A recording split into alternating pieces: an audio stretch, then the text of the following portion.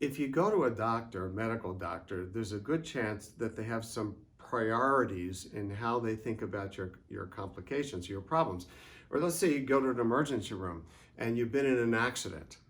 Almost any emergency room doctor is going to have some priorities. Is your heart functioning? Is you have brain trauma, concussion, where your lungs punctured? Now, you may also have some broken limbs, but those are going to be a lower priority than stuff that's going to kill you. And this is all part of the training. If you go to your primary care doctor for back pain, first thing they're going to want to find out is it likely that you've got nerve damage? Or, and there's ways they assess for that.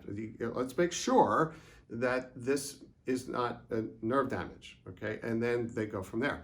So I know this because I worked in primary care medicine for a number of years. They train people in what are some priorities, often around the line of, is this life-threatening? Is this neurological? And so on.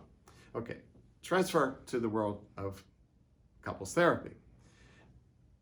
Almost every couple that comes to see us has multiple problems, okay? They have problems in communication, conflict, they may argue about money, in-laws, sex, just on and on and on, okay? Hardly any couple comes in with one complaint, and we both agree on that one complaint. So they have multiple issues.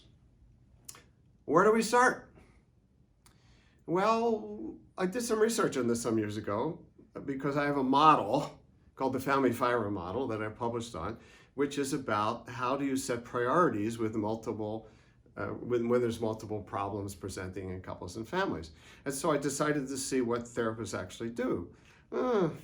It's kind of all over the place, based on somebody's own model, based on, a lot of times, it's just where do people want to start?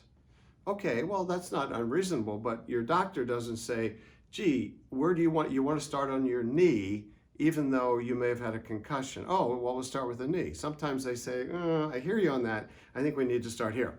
But you have to have a framework to think about that. It can't just be what's your favorite model or what does the couple want to do. By the way, it won't be the couple. It'll be one person versus the other, that you're going to sort of go with. So I'm saying it's a big problem. And why is it a big problem? Couples come to us when they're in a lot of distress, and they have no idea who they're going to get and how that therapist is going to prioritize their problems. And so I think it's really unfortunate. Some of it is that we don't have established models. I have one, okay, for how to think about setting priorities across couples and across models, so that we have a direction for the therapy. And I'll give you just two examples from my work. One is you have to find out whether commitment to the relationship, namely the possibility of divorce, is on the table or not. If it is, they may have 6 other problems, how they communicate and conflict and their sexual problems and their in-laws and all that. You got to start with whether they're going to be together for a while and actually work with you in therapy. Commitment comes first. Another example, in a step family, a remarried couple, maybe both of them have kids in it. We know that their couple problems are often caused by, certainly there's a bleeding into the couple, of co-parenting issues, loyalty issues, boundary issues, who's in charge of whose kids. If you don't, in my view, and for my model, if you don't start with clearing up those third-party things, the loyalty things, and is the step-parent trying to act like the parent, and is the other parent resenting as the kid, undermining it all, as the ex, all that sort of stuff. If you don't start there, chances are you're not going to get very far with your strictly dyadic model of helping them maybe open up with their feelings and so on.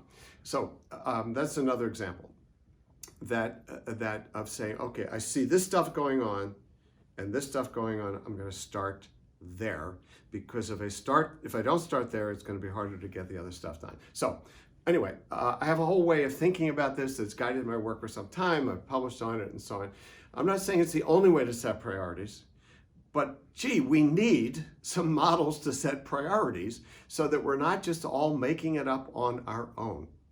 that's my view on that. And I will happy to talk about it some more.